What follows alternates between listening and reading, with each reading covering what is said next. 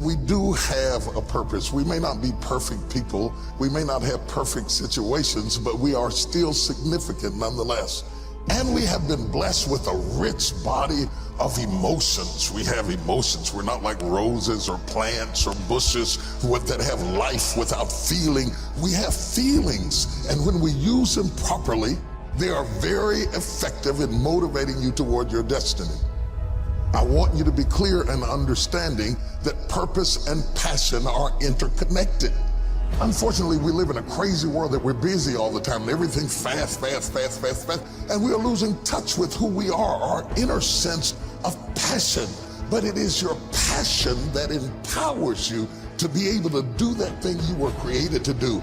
We have passion through which we thrust into the throes of life to accomplish the things that we were created to do so that we can function at a higher dimension with authority and with conviction. You need passion to withstand all the obstacles that go along with your purpose. Just because you're living on purpose doesn't mean you're going to have problems. You're going to need thrust to be able to get up off the ground and to step into the field of your dreams. Even if you have not landed on the thing, at least get in the territory of the thing you are dreaming to do and that you hope to accomplish to do. And through that passion, you're able to ignite things you have never ignited before. I hear you, I hear you, I hear you. You're saying, I don't feel a thing. All of us go through times that we don't feel anything at all. But in order to ignite passion again, you have to be exposed. Get out of the boat, Peter. Walk on the water. Go do something you've never done before. Get involved. Get connected. Because when you are exposed, you see that there are more options than your contemporary situation at any age.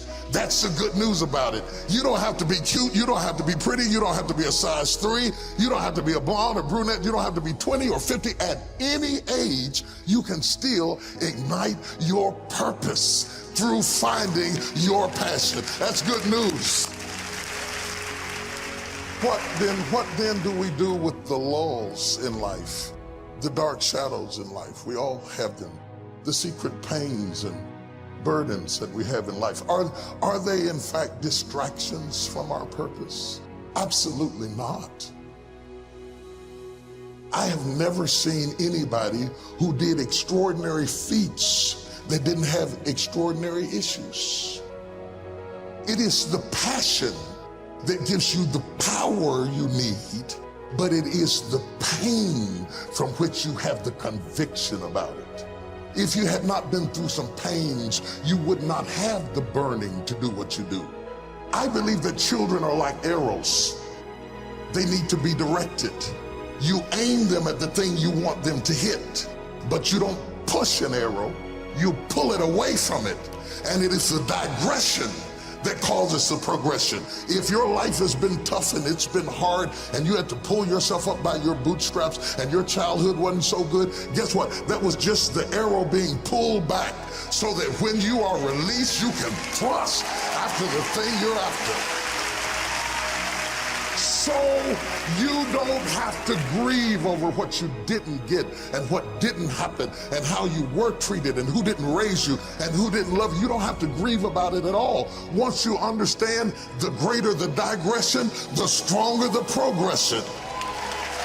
If Nelson Mandela had not been incarcerated, had not been mistreated, had not been ostracized, he would not have the passion to do what he does. If Oprah Winfrey had not gone through the things that she had gone through, she would not be so committed to making sure that everybody finds their purpose and finds their dream and everybody gets healed and everybody's okay. I'm telling you, what you think is working against you is actually working for you.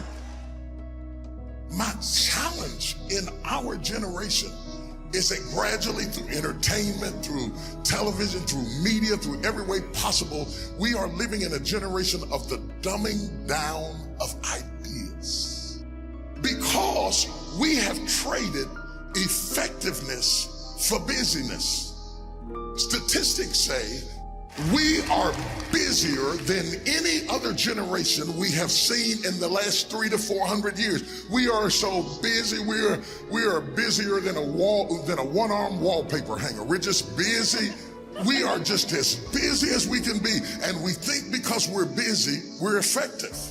But I want you to challenge your schedule for a minute and ask yourself, are you really being effective? Or is your life cluttered with all kinds of stuff that demands you and drains you and taxes you and stops you from being your highest and best self? And are you substituting busyness and all the chaos that goes along with busyness from being effective? Let me tell you, a bunch of scientists got together, they began to do some research, and they begin to determine that 80% of the things we do are busy things that we do in an area that is not effective, that the average person only spends 20% of their time doing the thing that they are really gifted at, created at, passionate about, excited to do, and the rest of it is all the dismal, dumb stuff that we all have to do in order to survive. Just crazy stuff that we're doing.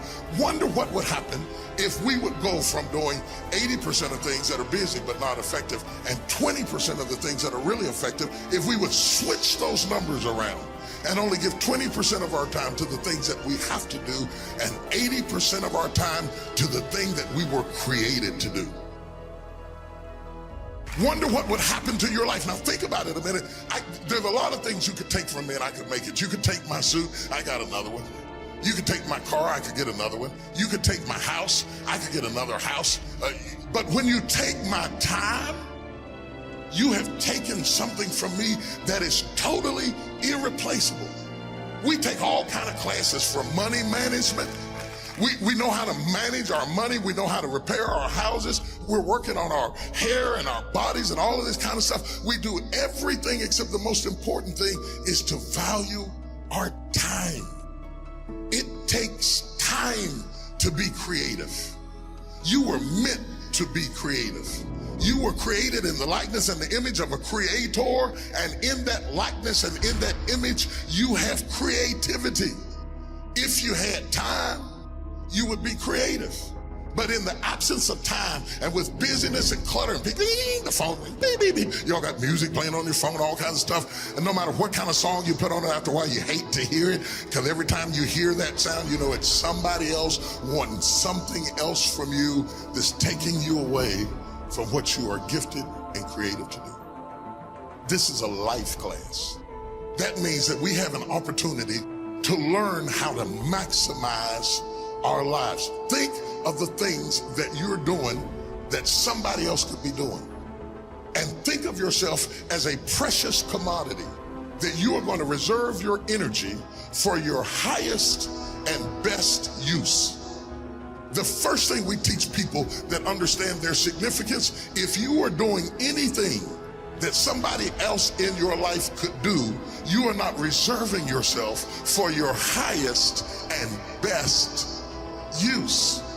We are not using our life, our time, our energy for our highest and best use. And something in the back of this brain back here is going, ding, ding, ding, ding, ding, ding, ding, ding, ding. You're missing it. You're missing your life, your purpose, your passion, your excitement, your enthusiasm. And through these classes, what we want to do is shake you and rattle you and stir you up to understand that every moment is a gift, every second is a gift, every thought is a gift, every idea is a gift, every opportunity is a gift, everybody you meet is a gift. You are gifted with opportunities, and I want to show you how to begin to maximize what you've got. People will define you by how they met you. Whether it may be girlfriend, mother, banker, whatever it is, they define you right there. They put a period. But if you have the capacity to do more, turn that period into a comma. I tell people, don't let people put a period where God has put a comma. Explore all of your life, no matter how diverse it is. There are some people who have more capacity and they can handle more things, and there are other people who have to focus on one thing and do one thing well. You have to determine which one you are and be that. A lot of people don't know how to get over the past. They don't know how to forgive. They confuse forgiving with forgetting. You don't have to forget it to forgive it. They need to also realize that forgiveness is a gift you give yourself. It does not exonerate the perpetrator. It doesn't mean that they weren't wrong. It just means that I'm not going to be tied to what they did the rest of my life.